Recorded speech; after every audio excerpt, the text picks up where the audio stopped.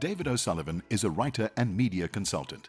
David became well known through a 40-year career in broadcasting, mainly on Talk Radio 702. Other radio broadcast activities included Power FM and Kaya FM. He also presented live sport on SABC TV and was carte blanche presenter on the Oscar Pistorius trial. As a writer, he gained fame for writing the book Rassie, the memoir of former Springbok coach Rassie Erasmus. Launched in August 2023, the book has topped the bestseller list. David is a sought-after consultant to corporates on media-related matters, training executives on how to do effective interviews. Congress, please welcome Mr. David O'Sullivan.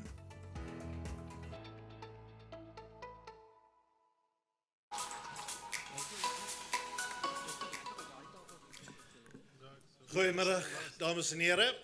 Baie dankie vir daai woorde. Jy moet my Afrikaans verskoon asseblief. Ek is eintlik 'n soutie van Joburg af. My vrou is die tweetalige persoon in ons familie. Sy het groot geword in Durbanville. Ek is 'n Suid-Afrikaner. Ek het Afrikaans op skool geleer en in die weermag vir 2 jaar. 85 en 86. Dis hoe oud ek is.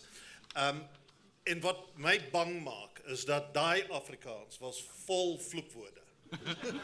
So ek moet volk baie versigtig wees. Ek koop nie Afrikaanse airtime nie en my Afrikaanse airtime is nou op. I'm going to have to now start speaking English. Quite frankly, when I started working with Rassie on this book, I said to him, because the book is coming out in English and Afrikaans, I had no problems with him speaking Afrikaans. I recorded all of our conversations. Baie dankie, Nico. Nico's younger than me. Nico's 61. It's high mileage. So I said to him, look, speak Afrikaans, and that'll just help the translation process. I can understand things. There's going to be no problem. Not a chance. He spoke English throughout. And so the crazy thing is the book was then translated by somebody else into a language that Rassie was more familiar with, where he could have actually done it all in English. But I think the swear words would have frightened that poor woman who did the translation. Because that's all Rassie does. He just swears constantly. And when you see him on those documentaries and he's swearing like that, you think, is this done for the cameras? Is that done because he's stressed? No, it's his normal way of talking. It is just swearing constantly. But he did tell me 2 very funny stories about the whole problem with Afrikaans, because he grew up in Dispatch in the Eastern Cape. He's not a Bloemfontein boy. He subsequently ended up in Bloemfontein when he was 18 years old to go to university. Short-lived. But he wasn't a very worldly person, so being exposed to English wasn't something he did.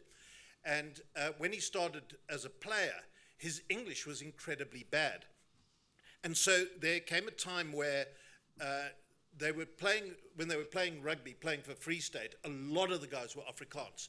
And the man of the match interviews were being done in English, and nobody wanted to be man of the match. But there was one guy who was English speaking, Rory Duncan. Those of you who followed Free State rugby closely would remember Rory Duncan. He was English speaking. So for something like 5 games in a row, Rory Duncan was the man of the match. Supersport eventually said, we see what you're doing here, you're going to have to stop. He also told me a story, which that story's in the book. Krainer Otto was a man who loved a challenge, and they were at some function, and the TV cameras were there. And there was a young presenter called Candice Hillebrand, a beautiful young woman, and the players were quite interested, and she wanted to interview one of them. So they were torn now. They wanted to be interviewed by Candice Hillebrand, but they didn't want to speak English. And so Krainer Otto, he decided he was the man for the challenge, and up he went. And all the players gathered round to have a listen. And she said to him as her opening question, what's it like for you when you're standing on the field before a test match and the national anthems come on? And Krainer thought about this for a short while, and he wanted to say, I get goosebumps, which in Afrikaans is hoendervleis. So he did the translation in his head, and he says, no, it's lekker because I get chicken pox. And the English guys roared with laughter, and the Afrikaans guys went kolskoot.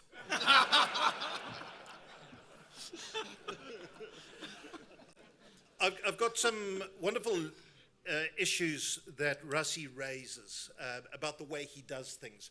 And you might say, well, why am I here? Why isn't Rassie here?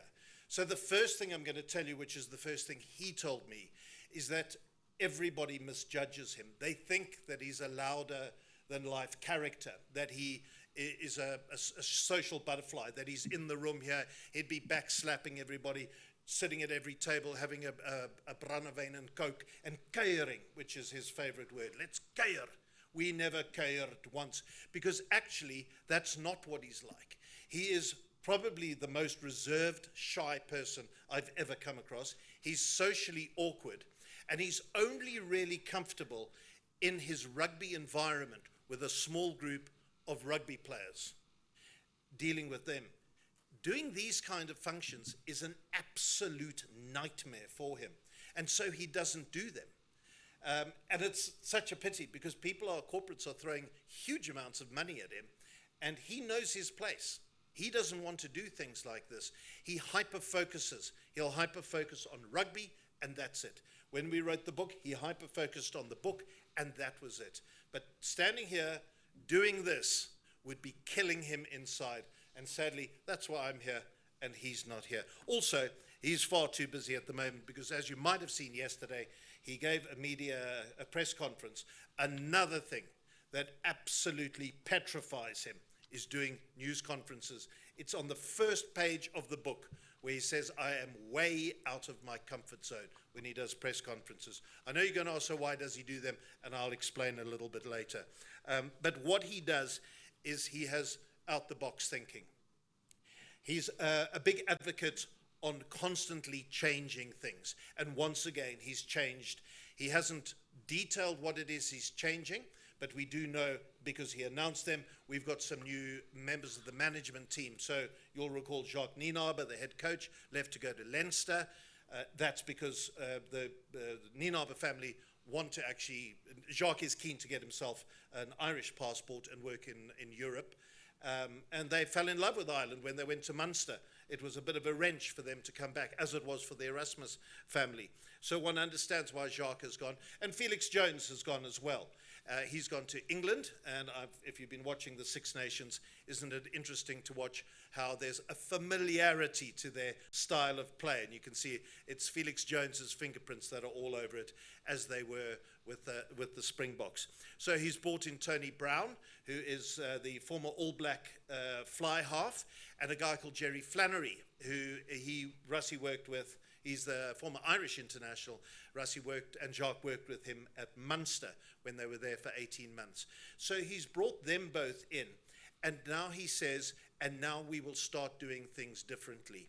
So we can anticipate that the way the Springboks played in 2019 and 2023 is not going to be the same as they play in 2027 at the next World Cup. For the next 4 years, we're going to see a change in their pattern. He's also brought in Jacob Paper, who is retired as a referee, and he's sitting on the refereeing. He comes in as the refereeing advisor. This morning I was actually in Durban this morning, of all places, doing a talk with Bongi Mbonambi, Oxenchair, and Eben Etzebeth, and I asked them what it meant to have Jacob Paper there. And Ox was the one who chose to answer the question.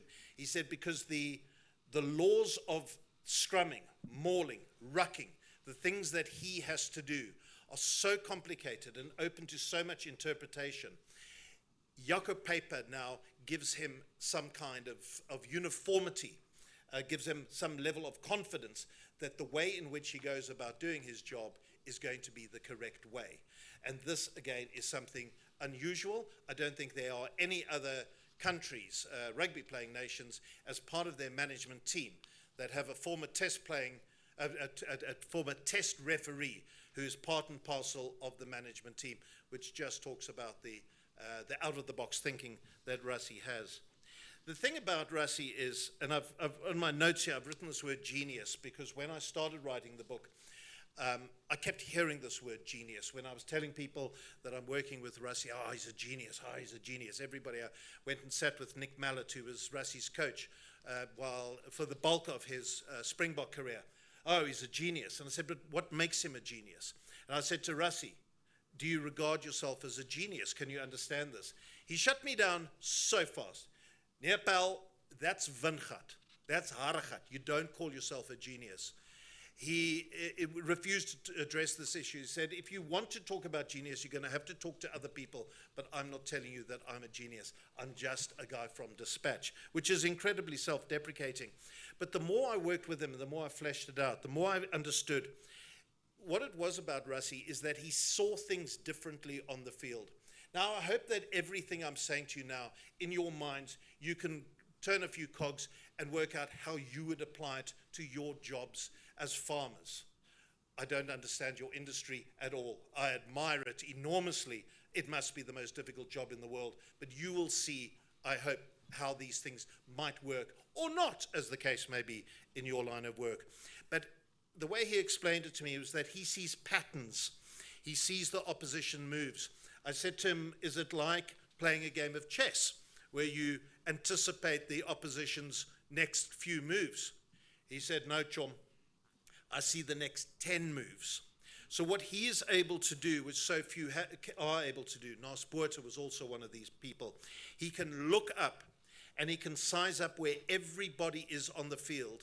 He can see where they are moving, and he can then work out 10 moves ahead. He can see what strategy they're about to employ.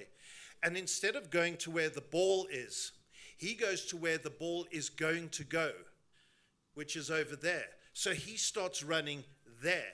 And when everybody said, geez, Rassie Erasmus runs so fast, he says, I didn't run fast. He was never the fastest player. He just started a lot earlier.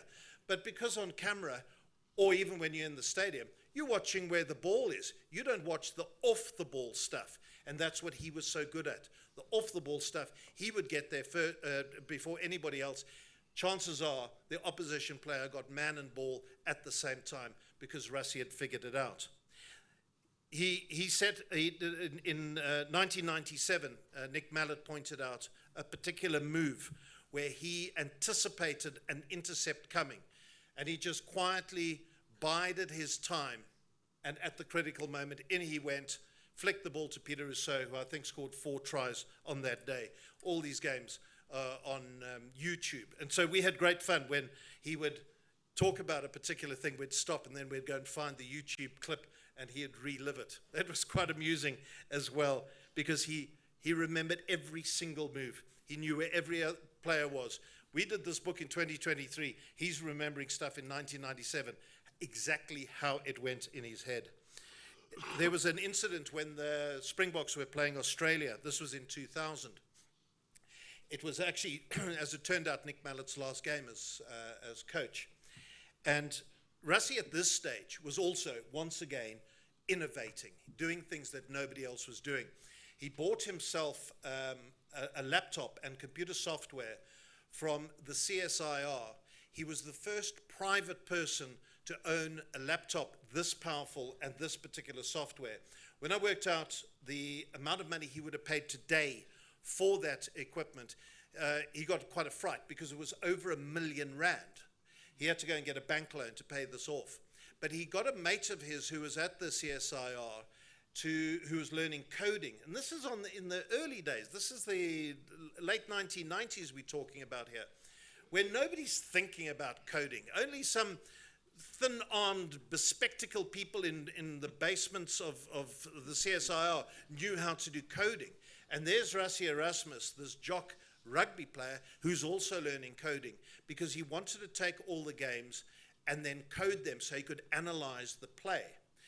And the benefits were this. He says to Nick Mallett, there's a particular move that Australia does where they do a short line out, but they put in Totai Kefu. Do you remember him? He was a big loose forward for Australia. He's a dummy runner. And George Gregan always flicks the ball to Sterling Mortlock at full back. He says, what I should do is I don't mark Totai Kefu. I go for the intercept. And Nick was worried about this. He said, no, you've got to keep an eye on Totai Kefu, because if Totai Kefu gets the ball and gets ahead of steam, he's straight through and he scores a try.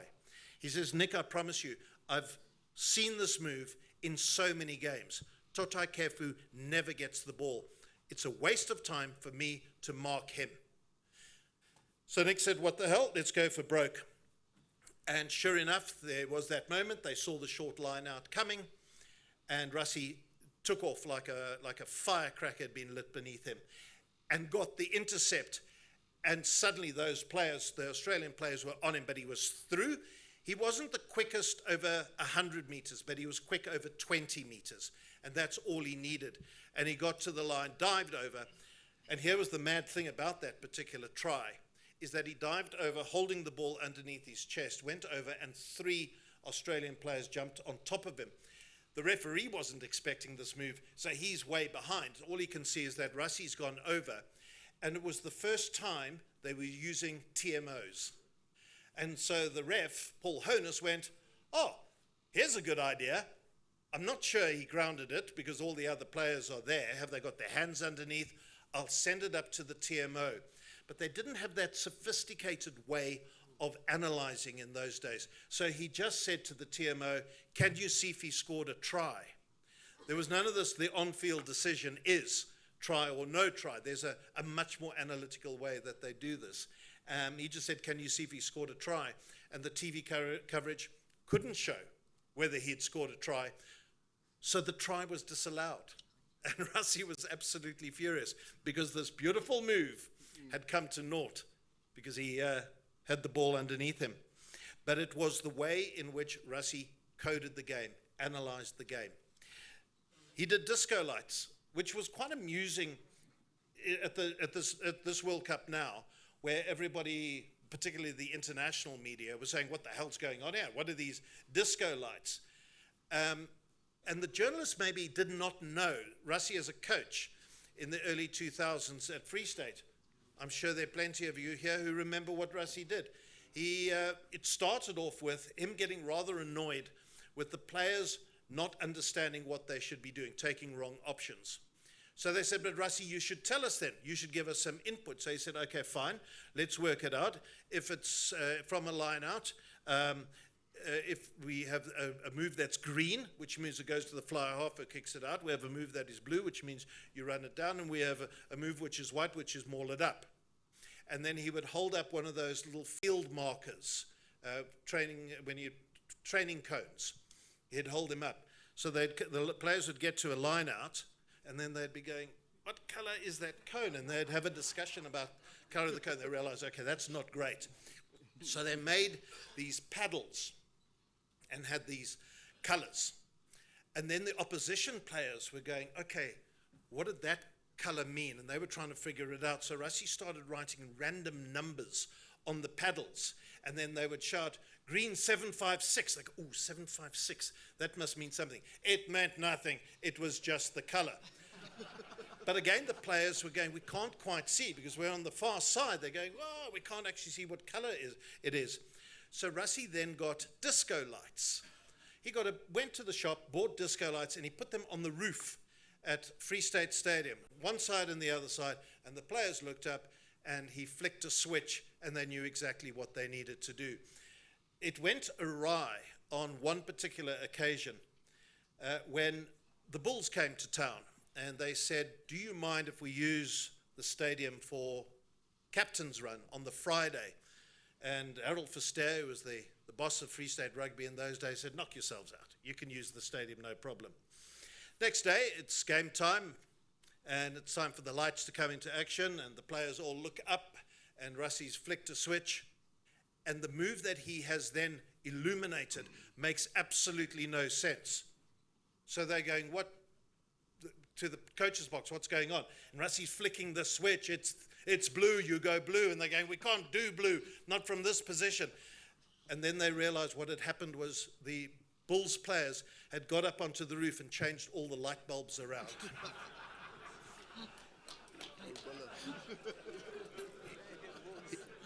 He got himself a mobile disco unit because obviously he could only use the lights in Bloemfontein.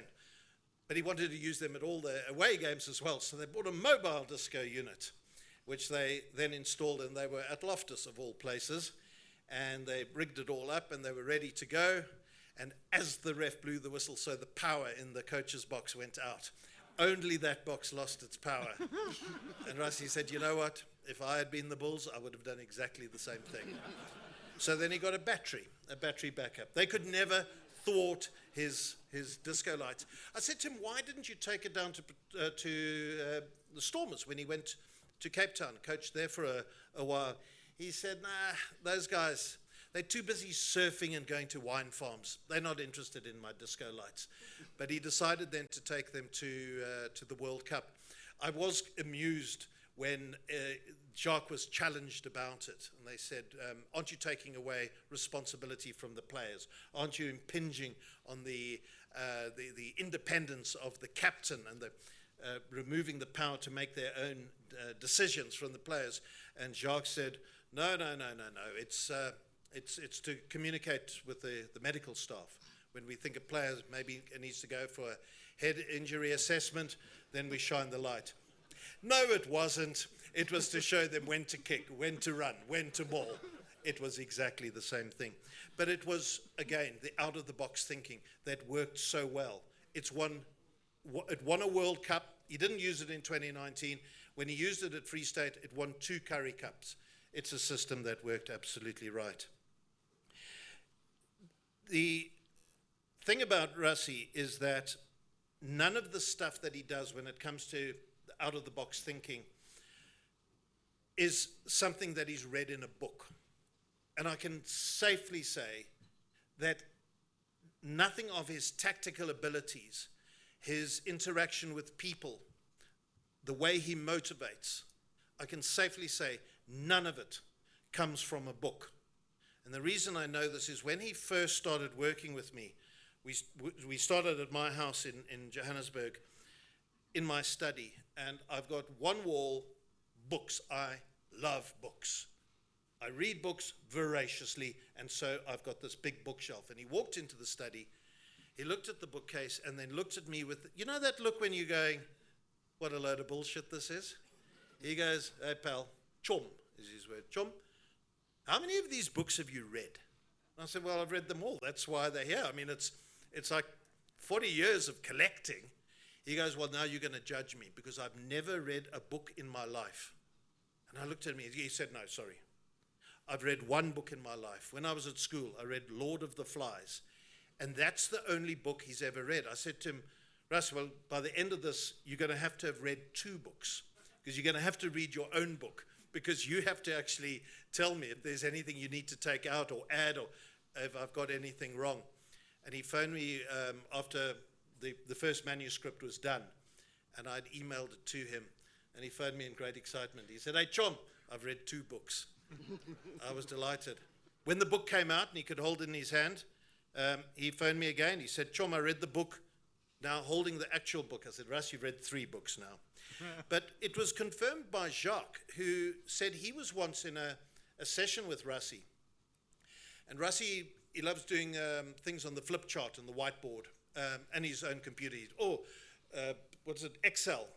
He just has spreadsheets and spreadsheets as he's analyzing all the time. Data. Loves that stuff. But he was drawing something about player management.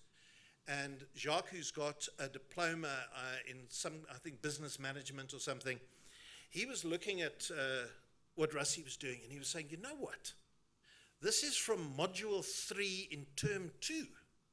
He says, goes up to me, he says, Russ, where did you read all this? He goes, John, it comes from my head. It doesn't come from a book.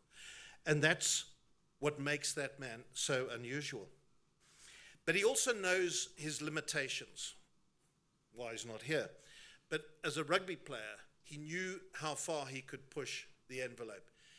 And when Nick Mallett said to him in 1999, they were playing Italy, and the incumbent captain then was Gary Teichmann. He was injured. Andre Vos had been a captain, and he was injured.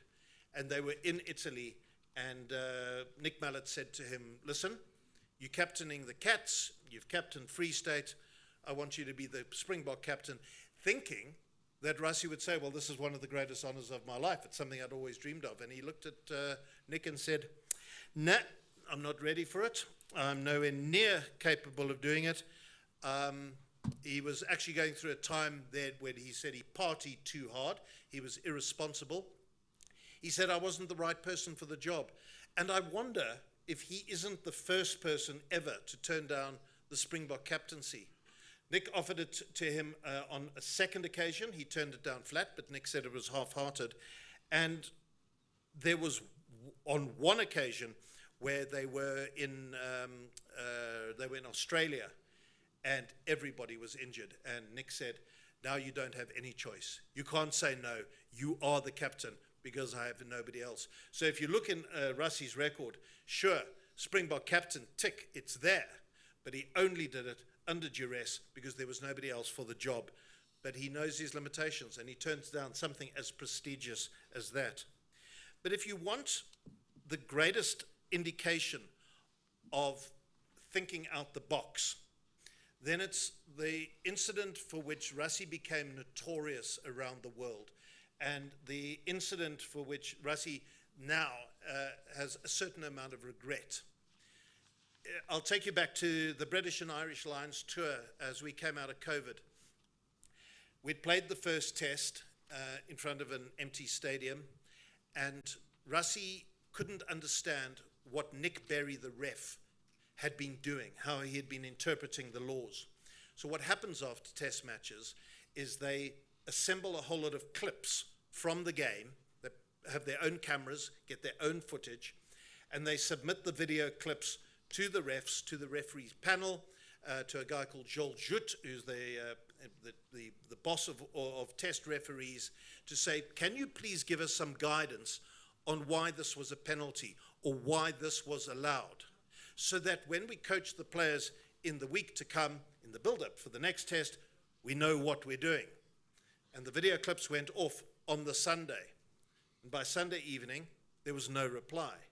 Now, Rassie has this policy. On Monday, it's a full training session. Players who are injured, who can't play on Monday, don't train on Monday, don't play on Saturday. But it's a full training session, and he wanted the answers. He wanted to know, how do I train them to make sure we don't make those same mistakes for the second test? Still no answers. Now it's Tuesday. He wants to pick his team, but he doesn't know, do I need to replace anybody? There are still no answers. So by Wednesday, he's now so angry, he makes the now notorious Erasmus video where he talks the referees through all of the problems. You might well have seen this notorious video. It got leaked to the media, and I'll explain how that happened as well. It was only then that Joel Jut opened his eyes and went, oh my goodness, we're actually going to have to do something. And they got the feedback they wanted. But Rassie was incensed. He said, we're being treated like a third world country. They're treating us like their second cousins, that they don't care about us. We're living in this country where there's load shedding, where we have all these problems. And he was really depressed about the state of the economy. And he says, and they know, and they don't care. And so he was absolutely furious. But in the end, the refs woke up. They understood the predicament. And after that, there was a proper process for the understanding of feedback and the importance of giving the Springboks feedback. So it worked. However, that video got into the public domain. It was leaked in some way. And Rassie was accused of having leaked it. I think I got to know him well enough to say, I believe him when he says he didn't do it, because there was nothing for him to gain and so much for him to lose. He did gain because Joel Jut and the other referees, Ben O'Keefe, the Frenchman Reynal, and Nick Berry, they were the three refs in South Africa for that British and Irish Lions tour. But so they acted upon it. But the vitriol and the reputational damage that he did to himself, World Rugby was very, very angry about this.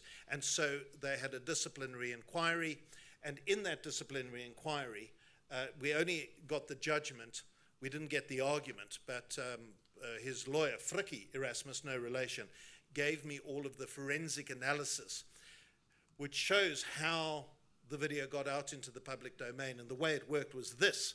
He sent the video to 5 people, the referees, all of them referees, and, it'll have been 6, and to Yuri Roo, who was the CEO of SA Rugby at the time.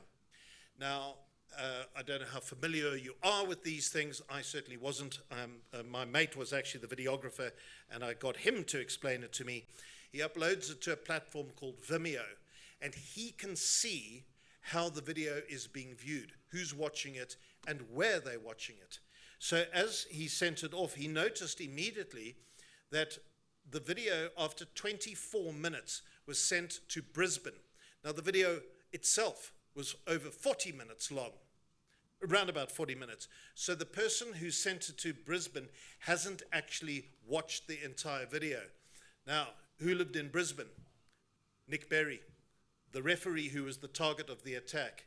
And as it turned out, when they subpoenaed his emails to have a look at what happened, he had sent it on to his agent, not through malice, not to provoke a storm, not to cause trouble or anything like that, simply for his agent to know this is what is going on in South Africa.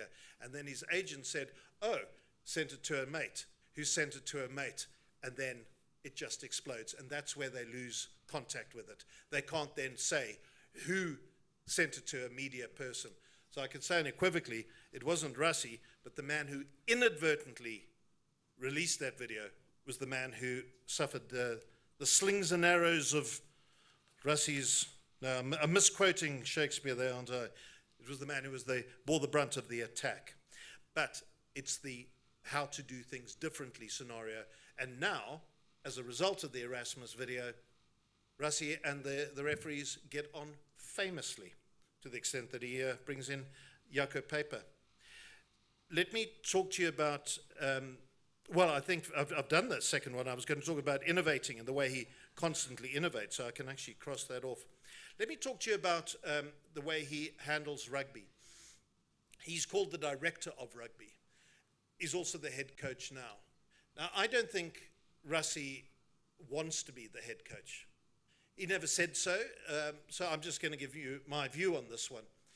Because when you think about it, he was playing for Free State and he had to give up his rugby playing career because he was badly injured. He had an undiagnosed foot injury, a broken bone in his foot, and he played with this broken bone in his foot for a number of years. Every time he went for x-rays, they couldn't pick up this hairline crack. So the way he played was pumped full of painkillers. And an amusing aside is he realized that the painkilling injection wore off too quickly for him. So he went back to the doctor and said, can you give me another jab? And the doctor said, no, it's too much. You're going to have to wait a certain number of hours before I can give you another injection. But his wife is a nurse, qualified nurse. In fact, she was the matron of one of the big hospitals. So he said to her, listen, Nikki, the doctor says you must give me my painkiller injection. So she said, oh, okay. So he was getting his wife to inject him and the doctor to inject him, but neither knew. So now the doctor had said to him, which he had remembered, that there was a danger of hitting the same injection hole. So he'd have to say, where did I inject you last time? And point, they'd have to mark where it was. Because if they hit it the second time, I don't understand the medical science of this, you'd get an infection. So he had to always remember which cheek, because he got it in his bum, which cheek had the doctor done, then Nicky must do the other cheek. And he had to keep remembering this. He said it caused him such anxiety. And of course, as luck would have it, somebody hit the same hole, he got an infection.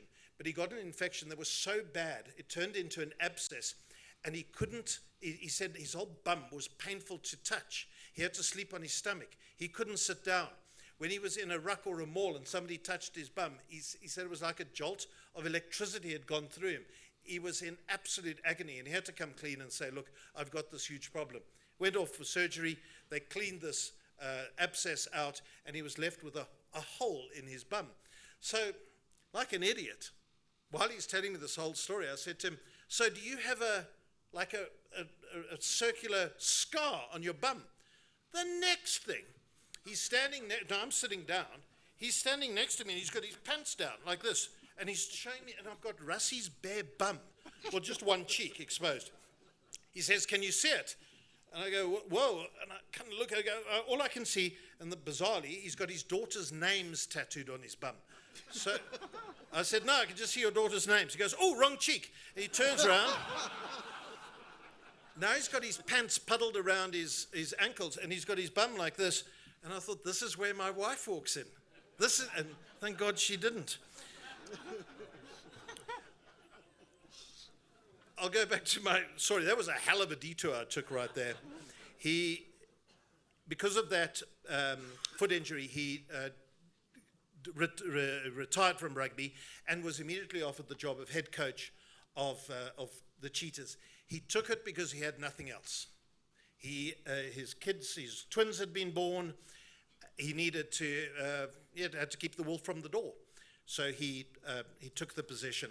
But he only lasted 2 years because he didn't enjoy being the head coach. And the director of coaching at Western Province came up. He applied for it and got it. But very quickly, he was brought in to be a coach, which he absolutely hated. And he told the story of how he was constantly having to work with the politics of Western Province rugby. So, for example, he'd get a phone call from Skalkberger Senior. He'd say, you must pick my son, Skalk, at number 6. Then Cheeky Watson would phone him and say, you've got to pick my son Luke at number 6. And then Jan Bull Pickard, this famous old Springbok, phoned him and said, you must pick my grandson Francois Lowe at number 6. And by the way, all 3 of them said, and you must make him captain. So he had these 3 people who had nothing to do with Western Province rugby as far as administration was concerned or coaching, felt that they could phone him and tell him what to do. And it was one of the reasons he wanted to walk away from it. So the way he resolved it was, Skalk was at 6, Francois was at 7, Luke was at 8, Jean de Villiers was the captain. That's the way he dealt with the situation. But he didn't stay as the head coach. He left and he joined the South African Rugby Union as he ran a mobile coaching clinic. So he and Jacques and Sean Roux and a number of other coaches would travel around the country, and they were like, if you remember a TV show called The A-Team, where these mercenaries would go into wherever there was a trouble spot and they would solve the problem. That's what they were doing. And in fact, it was at the Moby unit where one day they saw this youngster playing. He said he was like a mongrel with a bone. And they said to the coach of Border, who's that guy? He said, his name's Makazola Mapimpi, but he's very fast, but he can't pass left and right, and his kicking's terrible. And they made a training program, and they said, we think he's got something special. Make sure he works on these skills. Look what happened next. Lukanya was also spotted by them as they were in the Moby unit. Rassie then wanted to become the director of rugby at SA Rugby. But the problem was SA Rugby didn't understand this position. They thought it meant somebody who sat on the board of directors, who was an accountant. And so they said, no, they don't need this position. And Rassie, fed up, decided that his fortunes lay elsewhere, and he applied for jobs in England and in Ireland, and he went for interviews. And Munster were the first to come back and say, we appoint you director of rugby at Munster. And he phoned Jacques and said, come, let's go. He'd been to Limerick, the town where Munster is based. He said, it's just like Bloemfontein. And off they went. He was there for 18 months, yeah, but he was there for 1 month, and as director. The head coach was a guy, a wonderful guy, former Irish player and former Munster legend, called Anthony Foley, or Axel Foley was his nickname. And they were playing a game against Racing 92, so they were in Paris. And Axel Foley hadn't come down from breakfast to the training session. And Rassie said, could somebody go and check on him, because I think he's died. And they said, why would you say something like that? He said, oh my God, I'm not quite sure, but I just have this feeling that he's died. And they went up to Axel Foley's room, and he had died. He had had a pulmonary edema. Fluid had gathered in his lung and had provoked a heart attack. And so Axel Foley died. It was the most shocking start to his time at Munster. And then they said, what are we going to do with this? How are we going to manage? And they did what they called the coaching matrix, where Rassie became the head coach, but he designated lines of responsibility to all the other coaches so that he wasn't the only coach. He had a lot of coaches, but he retained some form of control where they reported to him. His aim, though, as director of rugby, was to deflect everything from the coach. All the politics, all the media, all the hype, all the contracts, everything like that is handled by the director of rugby. And so the coach just coaches. And he's oblivious to all the noise that goes on around him. As head coach, obviously, it's a lot more difficult. But by devolving power to the other coaches and giving them specific fields of responsibility, the burden on him as head coach is somewhat lessened. And that's what he wanted to do. Frikkie Erasmus, his lawyer, came to visit him in Limerick and said, listen, SA Rugby is starting to change their tune. Alistair Coetzee was the coach at the time. You can remember how badly we were doing in those days. We hardly had a sponsor. We were dropped to 7th in the world. And so SA Rugby said we need to do something. And they were prepared to entertain Rassie's idea, and the deal was done. Reluctantly, his family came back. Reluctantly, Jacques and his family came back as well. And Rassie came in as director of rugby, not as head coach. Alistair Coetzee was still the head coach. But when Alistair Coetzee heard the new reporting structures, he said, not a chance, and he resigned. And suddenly Rassie found himself in a predicament where he had to, once again, do the job he didn't want to do, be the head coach. We were 2 years out from the World Cup, and he decided to go for it, won the World Cup, and stepped away because he doesn't want the job. Now, once again, Jacques has decided to go to Leinster.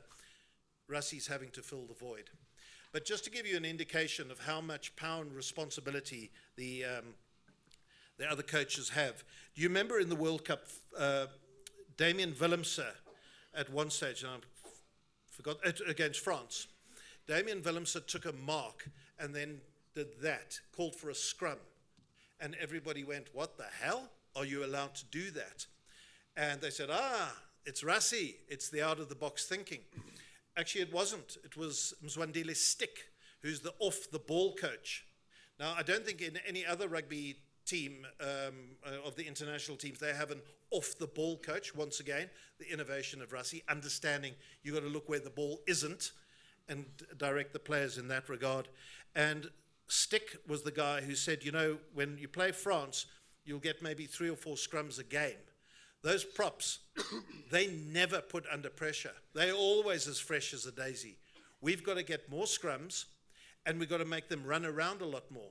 So the way to do that was to get them trundling from wherever if they'd done a big booming kick, the props, the forwards would just stay camped in the opposition, in their own 22, expecting, as would so often happen, the ball to be peppered straight back at them, except suddenly they were being called, no, get down to the opposition's 22, it's scrum time.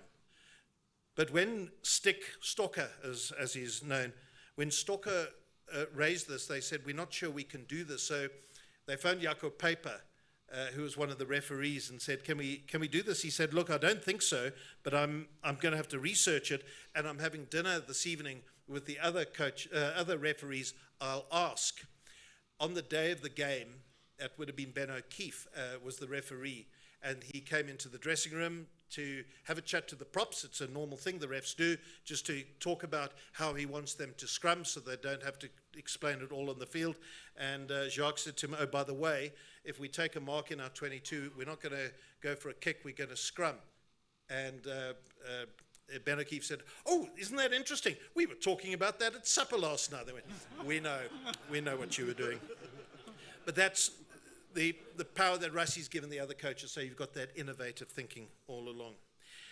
I've done another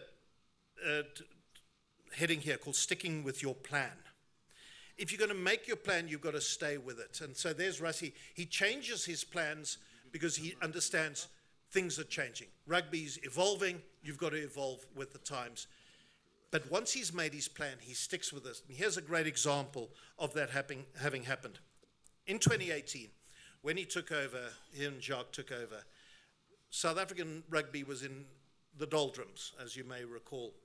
And the first real test was a 3-test series against England. We played what they call a moneymaker test against Wales in Washington. They picked a team that included 11 debutants, shipped them off, and said, right, here's the main team that's going to play, and here's what we're going to do. They had this new captain in Sia Kolisi. I'm going to do a quick detour and tell you how he picked Sia as his captain. If you think that it was done because to fill some kind of quota, think again. Here's the way it came about. Rassie picked his team. He had worked with Sia since Sia was 17 years old. He knew exactly what he was capable of, and he was playing great rugby at the time. He was the best number 7 for his team. He put his name down, went for his list. He said, right, I need to find a captain. Who's the previous captain? It was Eben. Oh, Eben's injured. Who else can captain? He looks at his list. Dwayne. But Dwayne plays in France. Didn't feel it was right to have somebody coming from overseas to be the captain. And then he went, oh, look at that, Sia. The other thing is he wants a player who's near the referee at scrum time. So it's got to be a prop, a hooker, a scrum half, or a loose forward. That's who he wants as his captain. And he looked and went, oh, that ticks all of my boxes. Sia's the captain. He announced it to the team. The team all clapped. Thank you very much. It was only when he went to Mark Alexander, the president of the South African Rugby Union, and said, oh, there's the team, by the way, Sia's the captain. And Mark Alexander's head exploded and said, do you realize that's the first time we've got a black captain? Rassie genuinely had absolutely no idea. He's almost politically naive in that sense. He did not know it. And it makes him incandescent with rage when people say, you picked Sia because you are doing the bidding of your political paymasters. The only reason he did it because he liked Sia. Sia could do the job for him. When they played England, he'd also picked up Piwe Djantji and Spoon Corsi on his wings. He'd been tracking their movements for a very long time. And there was a new defense pattern that Jacques had come up with, which required these wingers to make critical decisions, tackling in, not using the touchline as your last line of defense. Within 17 minutes, England were up 24-3, and the game plan was falling apart. And Jacques said, we're going to have to go back to the old plan. And Rassie said he went through an absolute agony. But he felt if he did that, he would lose the confidence and trust of the players. So his answer was, go harder. And that was the word that was communicated to the players. Carry on with what you're doing, but go harder. And if you watch that game again, in the 20th minute, so 3 minutes after England had gone 24-3 up and the message go harder had come, 20th minute, Spoon Corsi gets the ball, powers down the wing. He doesn't use the touch line as a line of defense. 3 players have to tackle him. Fuff gets the recycled ball, scores a try. And so the momentum was built. And once the first opportunity had been seized upon, the players grew in confidence. Spoo scored a try. Willie scored a try. Half-time it was 29-7. Eventually the Boks won 42-39. And that was only, I mean, it sounds quite close, but it was because England scored a try right on the whistle. It would have been 42-32, actually. But it was that whole thing of sticking with the plan, never abandoning the plan. I've got 3 minutes left to talk about transformation. You know, Nick, I didn't actually follow my own time. I don't know what time it is. That's fine. Go. Okay, because I know people might want to talk about questions. Let me tell you about transformation. The guiding principle of Rassie's transformation is that transformation is there's Nico down over there. It's never a case of white out, black in. And here's why he doesn't want that. When he was playing for the Cats, Laurie Maines, the New Zealander, who had coached the All Blacks in the 1995 World Cup final and claimed that a waitress had poisoned the players, he was now the captain of the coach of the Cats. And very crude quotas were imposed on the teams. Laurie Maines didn't understand the nuances of South African politics, South African society. He was quite bombastic in this regard. And what he did was, with Rassie as his captain, he went to Conrad Djantji's, who I think must be the most prodigiously talented sportsman ever to come out of South Africa, because at junior level he played international cricket, rugby and football. He could have chosen any sport he liked, and if he hadn't twisted his ankle at CBC Boksburg on the first day of soccer practice, which became his chosen sport, then realized he had to sit out and was only fit again when rugby season started, he wouldn't have played rugby. He would have played for Bafana Bafana. He was a massively talented player, but he was coloured. And Laurie Maines decided that Conrad Giantcheese wasn't good enough. And he said to Conrad, I'm going to pick you in my starting team because I have to in terms of the quota, but after 7 minutes you're going to fake an injury and Dean Hall is going to come on in your place. And Rassie, as the captain, looked at this and he saw the embarrassment in Dean Hall's eyes and the humiliation in Conrad Giantcheese's eyes. For Rassie, it's a big thing about looking at people's eyes. Even yesterday at the news conference, he was talking about, I look in their eyes. He looks at people's eyes and he gauges what they're doing. And he remembered humiliation and embarrassment from when he was young. His father was an alcoholic. In a tiny town like Dispatch, everybody knew that Abel Erasmus was a drunk, that he was an alcoholic, and nobody would help them.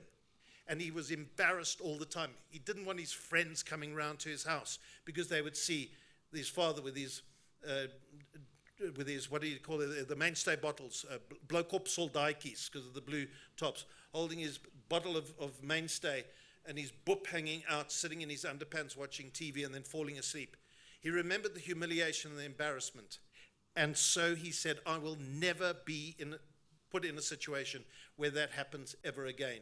And he realized the way you do transformation is you start it at a very early stage. You develop players. And his idea of transformation is about giving opportunities to people who wouldn't have got them and giving them the tools to seize the opportunities.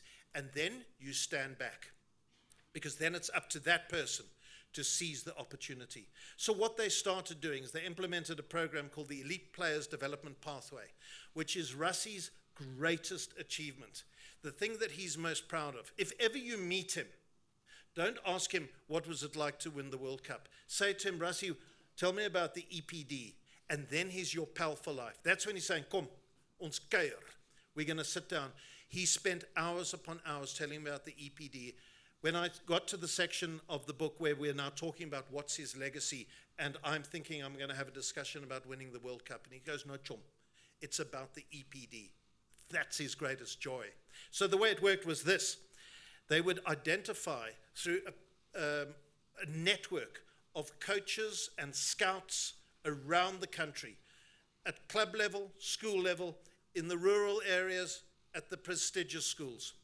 And everybody would be looking for that diamond, the rough diamond, the coal that is going to become the diamond.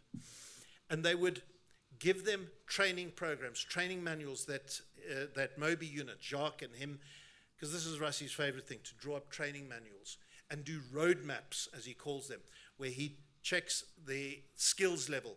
So if you're a 15-year-old, you've got to achieve the following skills. And when you're 16, you have got to have progressed to these skills. And by 17, we want you to be able to do this, and by 18, that. And so it's all marked out every time. The responsibilities are given to the players. The diet, the training programs, the education. And if a player like Makazola Mapimpi is at a terrible school, give him, well, actually a better example might be Cheslin Colby. Give him the opportunities. He's at Kraaifontein Hoërskool. What kind of education is he getting? What kind of skills are being developed there? What needs to be given to that school to ensure that he gets the level of education and rugby and academic that will turn him into a great player?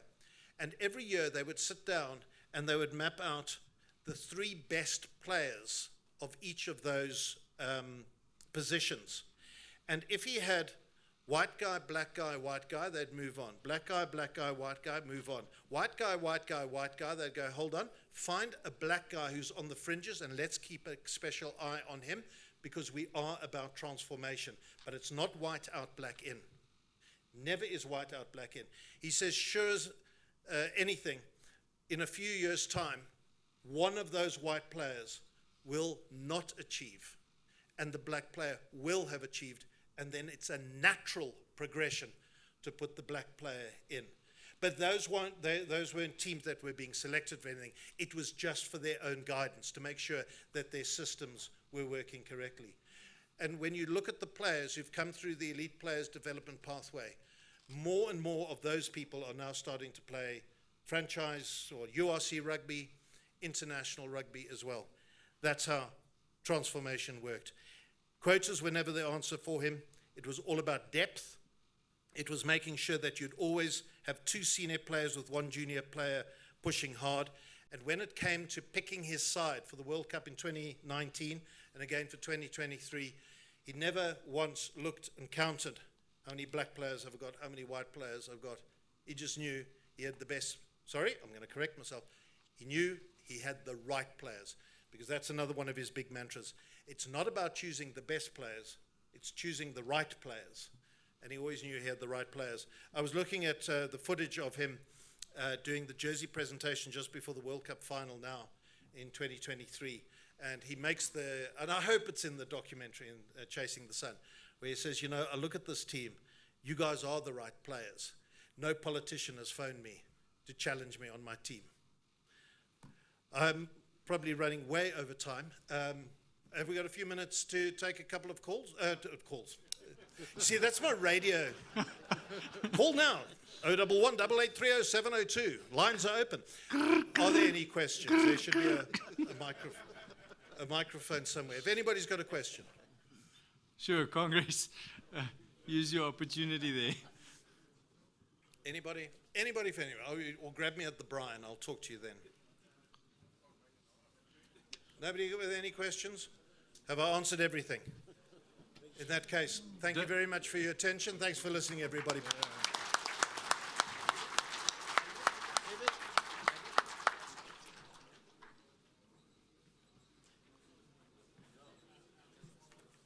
David, just a small token of our appreciation. Thank you very much for coming to share with us. And we look forward to sharing this evening with you. Thank you, sir. Congres, ek is seker dat julle almal sal kan onthou wat 'n vreugde ons as 'n nasie ervaar het toe ons Springbokke daai wêreldbeker gewen het. En ek sit nou vanmiddag aandagtig en luister na wat David met ons gedeel het, presies hoe dit gewerk het. En dan kan julle met reg nou almal van ons vra nou, wat op aarde het julle die man nou gekry om met ons as boere te kom praat, en waar maak jy die verbintenis? Nou, ons sit in ons span ongelooflike mense. En Dirk Strydom het tydens die Desember vakansie het hy David se boek gelees, of Rassie se boek gelees. En hy het teruggekom en hy het met sy kollegas kom deel. En hy het dit wat hy gelees het en dit wat hy gehoor het en dit wat ons vanmiddag hier gehoor het hy getrek na Graan SA toe, na dit wat ons moet doen, dit wat ons as organisasie moet doen.